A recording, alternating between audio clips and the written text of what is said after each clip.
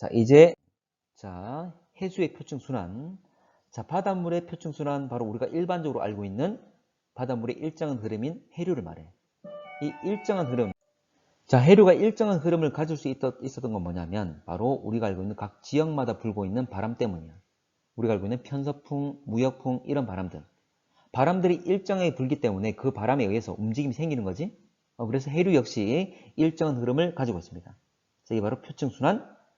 자, 그게 형성 원인은 좀 전에 말했던 것처럼 바로 대기 대순환에 의한 바람을 말해. 바로 바람이야. 자, 국을 떠가지고 국이 뜨거울 때 국을 떠서 우리가 후 불잖아? 불면 이 바람의 마찰력 때문에 국이 움직이지. 밀려서 움직이지. 그것처럼 바람이 불면 바닷물 역시 자, 공기 마찰력 때문에 움직임이 생긴다. 그 움직이는 것이 바로 표층 해류라 그 말이지. 그래서 대기 대순환에서 바로 지상의 바람, 우리가 알고 있는 무역풍, 편서풍, 극동풍 이런 바람들이죠. 자, 그래서 결과적인 건데 실제로는 그렇지 않은데 결과적으로 바람의 방향과 표층 해류의 방향은 일치합니다. 자, 이거 지난번에 우리가 대기 대순환할 때 한번 제시를 했었어. 대기 대순환할 때 고기압, 저기압의 분포들, 그리고 사막의 분포, 또는 염분의 분포, 그러면서 이 표층 해류의 분포도 했어. 바람 따라서 이동할 거니까. 자, 그래서 결과적으로 바람의 방향과 표층 해류의 방향은 일치하게 됩니다. 이건 실제로 바람 부는 대로 실제로 움직이기 때문이 아니라 원래 에크만 수송이라는 것도 있고 여러 중간 과정이 많지만 결과적인 거야. 그러니까 여러분들 그냥 바람 방향과 표층 해류 방향 일치한다 생각하시면 됩니다. 자, 그러면 볼게. 자, 이 그림. 자, 왼쪽은 표층 해류들의 흐름이고 오른쪽은 바로 바람, 무역풍과 편서풍이 나와 있지. 자, 무역풍은 편동풍, 동풍이잖아. 오른쪽이 동쪽이니까 동쪽에서 불어오는 바람이고 편서풍은 서풍이니까 왼쪽에서 불어오는 바람이야. 자, 그러면 무역풍, 동풍에 의해서 자, 왼쪽으로 바람이 불 거니까 현재 해류 역시 북쪽도 해류, 남쪽도 해류, 이 해류 역시 오른쪽에서 왼쪽, 동쪽에서 서쪽으로 흘러간다는 거지. 자, 그리고 편서풍, 서풍이 부는 30도와 60도 사이, 자, 편서풍이 분다. 그럼 역시 이 바람에 의해서 해류들, 지금 여기 나와 있는 북태평양 해류나 남극순환 해류나 역시 왼쪽에서 오른쪽으로, 서쪽에서 동쪽으로 흐름이 생긴다는 거죠. 바람 방향이 똑같잖아. 쉬운 거지?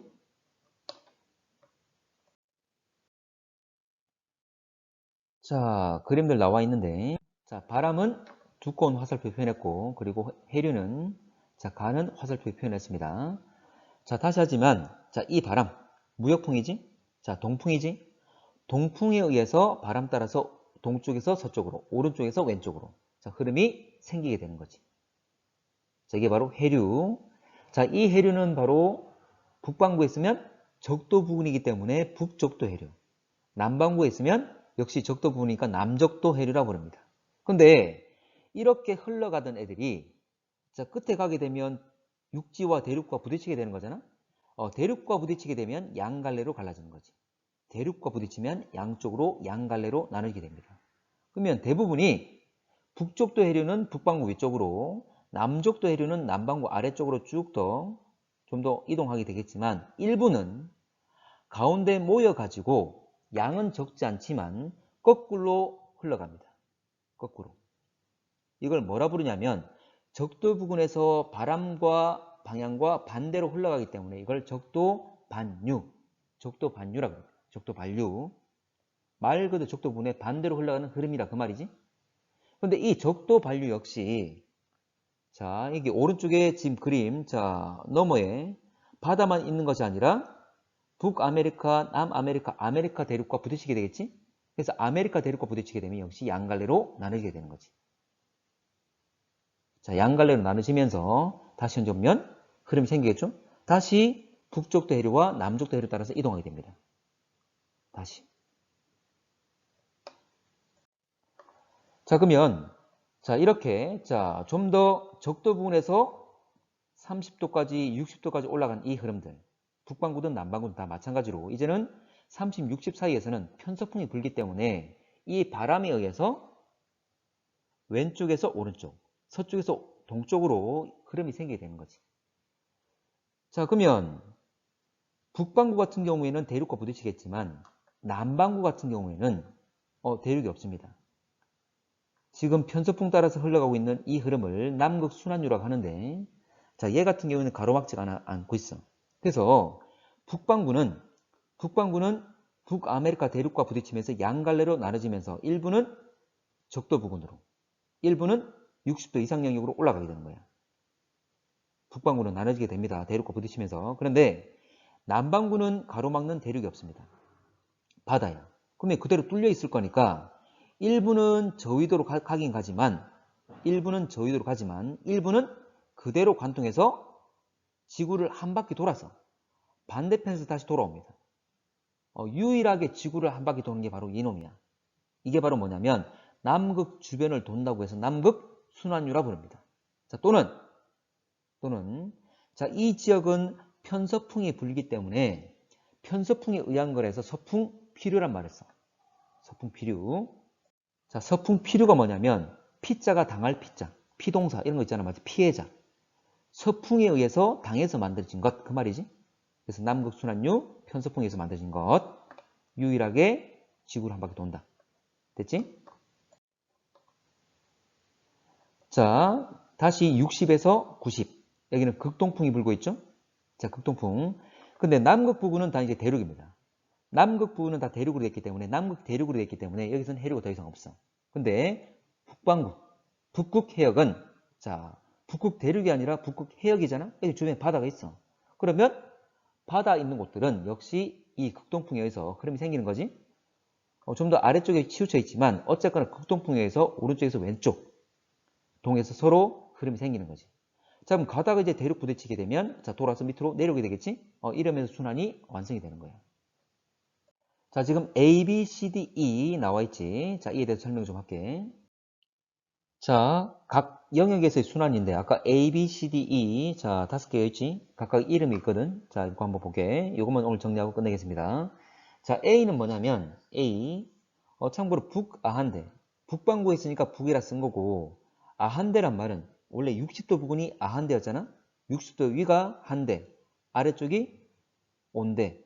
그래서 아한대를 중심으로 돌기 때문에 북아한대 순환이라는 거야. 북반구고 아한대 중심으로 순환하니까. 자, 그리고 B는 자, 30도 영역으로 아열대잖아? 그래서 아열대 순환이라는데 역시 북반구에 있으니까 북아열대 순환이라는 겁니다. 그리고 C 같은 경우에 C와 D는 모두 다 적도 부근이죠? 그래서 이제 보면 자, 이거 열대지방이지? 그래서 북열대순환. 그러면 D는 남반구니까 열대순환 중에서도 남열대순환이 되겠지. 자, E는 30도니까 역시 아한대인데, 자, 아열대인데 남반구니까 남아열대순환이라고 부르겠지. 됐죠? 한번 보면 그 중심이 어디냐 따라서 이름 붙인 겁니다. 자, 근데 지금 보게 되면 참고로 여러분들 문제 잘 나오는 건 아열대순환이야. 우리나라와도 상관이 있으니까. 자, 근데 이 북아열대 순환을 보게 되면 전체 흐름 자체가 시계 방향으로 돌고 있죠? 근데 남아열대 순환은 반시계 방향이야. 북반구와 남반구가 서로 대칭된 구조 또는 반대 방향의 흐름을 가지고 있는 거지. 자, 북열대 순환은 반시계, 남열대 순환은 시계 방향. 역시 북반구와 남반구가 서로 반대 방향, 대칭되는 구조. 이런 구조를 가지고 있지? 이거 잘 물어봅니다. 기억을 하시고. 그래서 남북반구 순환 서로 대칭된다 또는 순환 방향이 반대다. 자, 서안 강화 현상이라는 게 있는데, 자, 오늘 여기까지만 할게. 서안 강화 현상. 자, 서안 강화가 뭐냐면 말 그대로 대양, 대양이란 말은 큰 바다잖아. 뭐 태평양이나 대서양이나 인도양 이걸 말하지. 일반적으로 보게 되면 태평양과 대서양을 보게 되면, 자, 대양의 서쪽, 그러니까 바다가 있다면 왼쪽인 서쪽, 서쪽에서의 해류가 오른쪽인 동쪽보다 흐름이 더 강합니다. 같은 위도인데도 불구하고 이걸 서안 강화 현상이라고 그래요. 대양의 서쪽이 동쪽보다 해류의 흐름 자체가 강한 걸 말해요. 흘러가는 양도 많고 유속도 빠르고 흘러가는 깊이도 깊지만 참고로 흐름의 폭은 좁습니다. 이건 다음 시간에 정리할게. 어쨌든 원인만 쓰고 끝내겠습니다. 자, 원인은 뭐냐면 위도가 커짐에 따라서 바로 지구 자전에 의한 전향력이 미치는 거예요. 지구 자전의 N 전향력. 근데 이 전향력은 사인 위도 값에 비례합니다. 그 말은 결과적으로 위도에 비례한다 그 말이야. 그래서 서한 강화 현상을 다음 시간에 한번 오면 설명을 좀 할게. 그냥 결과적으로 이렇게만 이해하셔도 됩니다. 위도가 높아짐에 따라서 전향력이 커지기 때문이다. 이렇게만 설명해도 돼. 이렇게만. 여러분들 자세한 걸 요구하진 않습니다. 자, 서한 강화 현상, 위도가 높아짐에 따라서 전향력이 커지기 때문. 위도와 전향력이 서로 비례 관계에 있기 때문이라고 하면 돼. 자, 지난 시간 이어서 좀 내용 설명을 하면, 자, 대표적으로, 자, 대기 대순환에 의해서 표층 해류들이 형성되는데, 결과적으로 지상에서 부는 대기 대순환의 바람과 표층 해류의 반응은 똑같았지. 그러면 대기 대순환만 잘 이해하고 있으면, 바람의 분포만 다 알고 있으면, 해류의 분포를 다 알 수 있는 거였죠. 근데 중요한 것이, 현재 저위도에서 고위도로 올라가는 따뜻한 물인 난류. 여기 보면 크로시아 해류 있죠? 우리나라 부근에 올라오고 있지? 이 크로시아 해류와 그리고 태평양 말고 여기 대서양. 대서양에도 올라가는, 자, 여기가 미국이고 밑에 무슨 나라 있죠? 밑에. 멕시코가 있지? 참고로 여기 보면, 왜? 이거 겁나서 수업하겠네, 이거. 자, 갑니다. 자, 여기 보면 미국 있고 멕시코가 있는데, 참고 여기 쑥 들어가 있잖아, 맞지?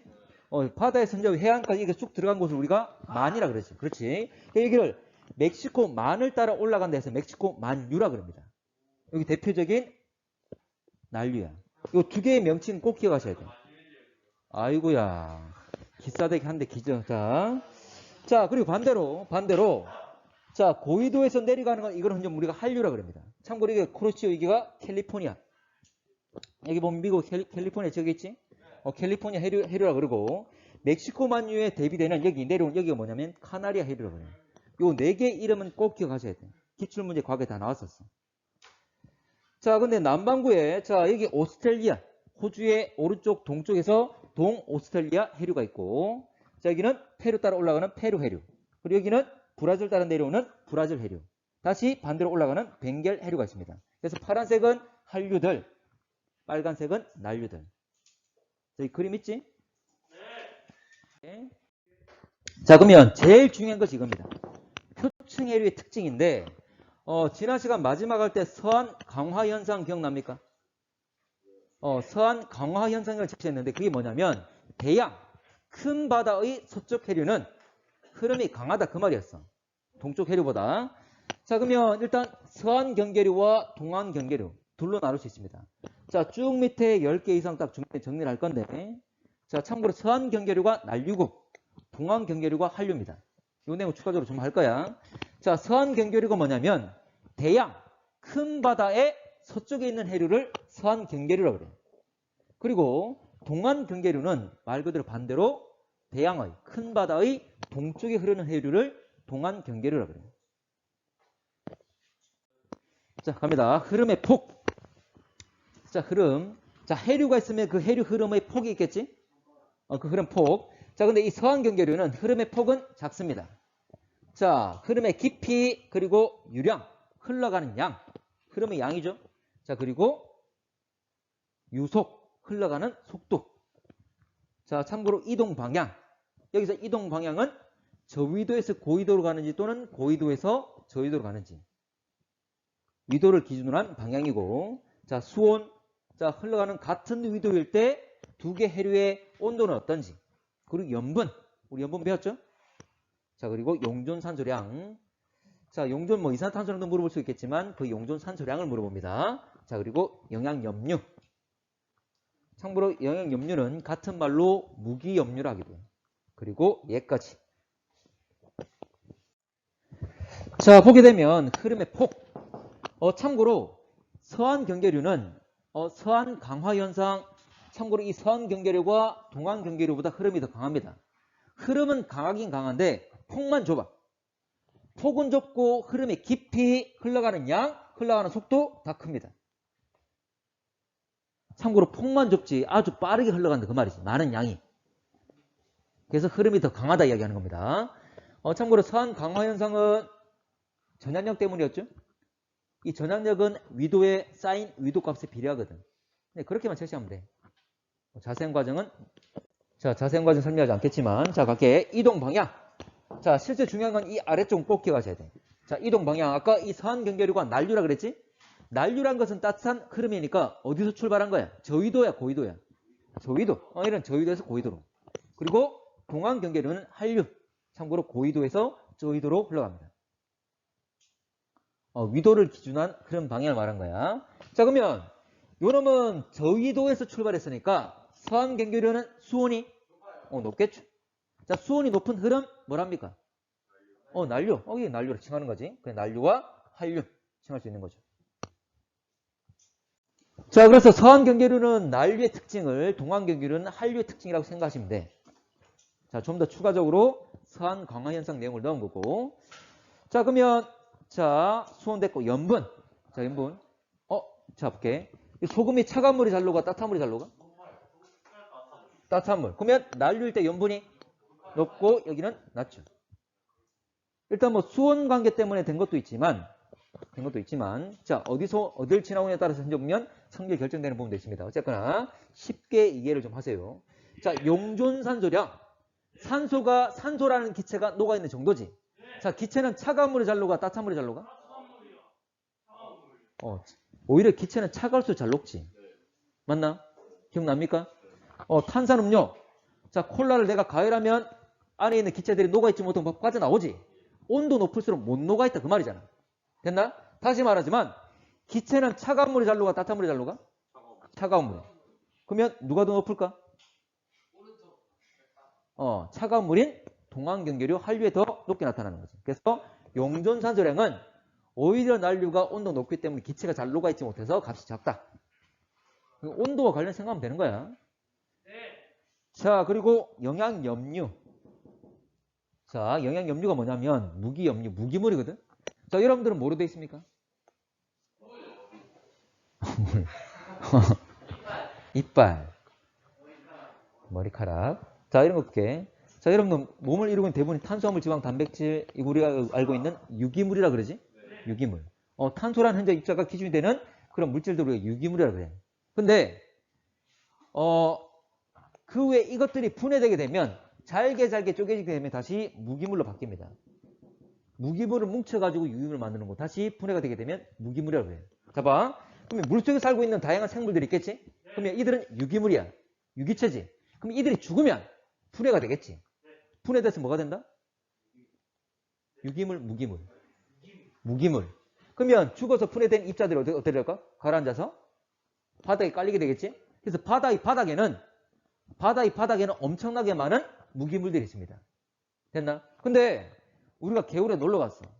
그럼 막 걸어 다니면 흙탕물이 막 생길 수가 있겠지. 그런 것처럼 바닥에 무기물들이 많은데 이걸 살짝만 긁어버리면 무기물들이 막 부어 또 올라오겠지. 차가운 물과 따뜻한 물 중에 누가 더 무겁지? 차가운 물. 한류. 이 한류는 바닥을 긁을 수가 있다는 거지. 그러면서 이것들을 막 떠오르게 만들 수 있다는 거지. 되겠나? 그래서 모든 한류에서 다 많은 건 아니지만 통상 더 많습니다. 됐나? 자, 그래서 영양염류, 무기염류는 어디가 많다? 차가운 물, 한류가 많다. 자, 아까 얘라고 얘기했던 게 자, 크로시아 해류와 멕시코 만류, 그리고 캘리포니아와 카나리아. 자, 크로시아와 캘리포니아는 북태평양에, 그리고 멕시코 만류와 카나리아는 북대서양, 북반구의 태평양과 북반구의 대서양에 있는 해류. 마지막 페이지. 자, 우리나라 주변의 해류.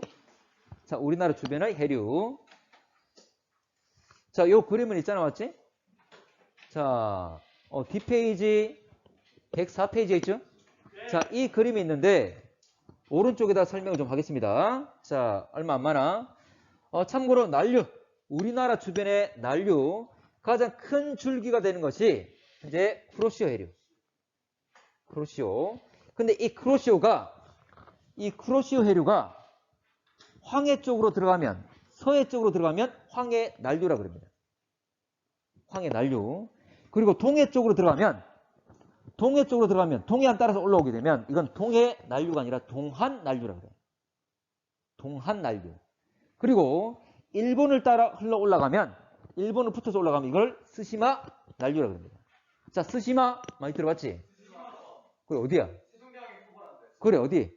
스시마성. 대마도.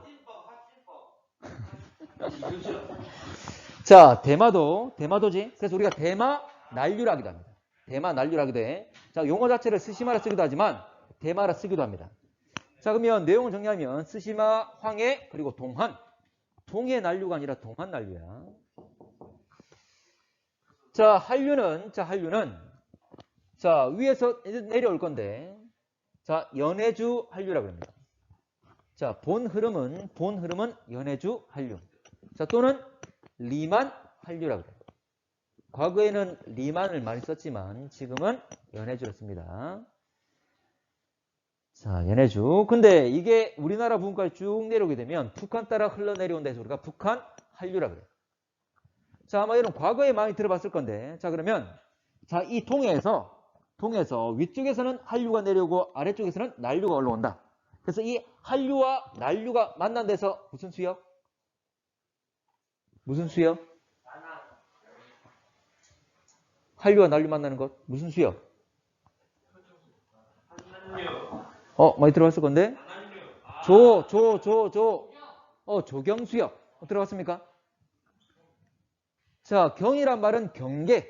그러니까 따뜻한 물 흐름과 차가운 물 흐름 서로 다른 해류가 만나는 경계라서 우리가 조경수역이라는 말 쓰는 거야. 근데 자, 조경수역이 중요한 이유가 뭐냐면 아주 중요합니다. 자, 한류면 한류성 어종, 난류면 난류성 어종이 있겠지만 두 개가 만난다면 한류와 난류 살고 있는 다양한 어종들이 다 잡힐 수 있겠지. 근데 그것보다 더 중요한 게 뭐냐면, 자, 봐봐. 아까 말했던 무기염류, 영양염류 있지? 이 무기염류, 영양염류가 뭐냐면 이걸 재료 삼아서 다시 유기물을 만든다 그랬잖아? 그 유기물을 만드는 과정이 뭡니까?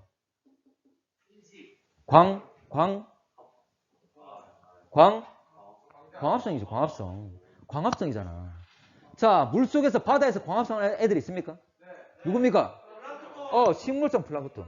그래서 무기염류, 영양염류가 풍부해지면 이거를 재료 삼아서 광합성할 거니까 식물성 플랑크톤이 많아져. 식물성 플랑크톤이 많아지면 이걸 먹이 삼는 어류들이 많아지는 거지. 물고기 많이 잡을 수 있는 거지. 그래서 중요한 거야. 꼭 초록색은 아니고. 자, 그래서 다시 갈게. 그래서 찬물과 따뜻해. 난류와 한류가 만나면 막 뒤섞이겠지? 뒤섞이면서 바다가 막 긁어버릴 거니까 밑에 있는 많은 무기염류들, 영양염류들이 올라올 수 있는 거지. 그러면 많은 식물성 플랑크톤이 모이겠죠? 이걸 먹으려고 또 어류도 많이 생기는 거지. 그래서 좋은 어장을 형성할 수 있는 거지. 그 정리하게 되면 영양염류가 풍부하게 되고 다시 이놈을 재료로 삼는 식물성 플랑크톤이 많아지고 다시 이걸 먹이로 삼는 어류들이 풍부하다. 그래서 좋은 어장을 형성한다 이야기하지. 당연히 여름엔 난류가 더 강하겠죠? 그 겨울에는 한류가 더 강합니다. 자, 그래서 자, 이 조경수역이 자, 위치가 좀 변할 수가 있는데 자, 조경수역을 조로 표현하겠습니다. 자, 여름에는 난류가 강하기 때문에 밀어 올리는 힘이 더 크다 그 말이지? 그래서 이 경계가 위쪽, 북쪽으로 올라가게 되는 거죠. 그래서 조경수역은 여름에 난류가 강하니까 북상하게 된다라고 이야기합니다. 반대로 겨울에는 한류가 강하겠지? 위에서 내려오는 흐름이 더 강하기 때문에 이 조경수역은 좀 더 남쪽, 아래쪽으로 내려간다. 남하하게 된다. 한류가 강하니까.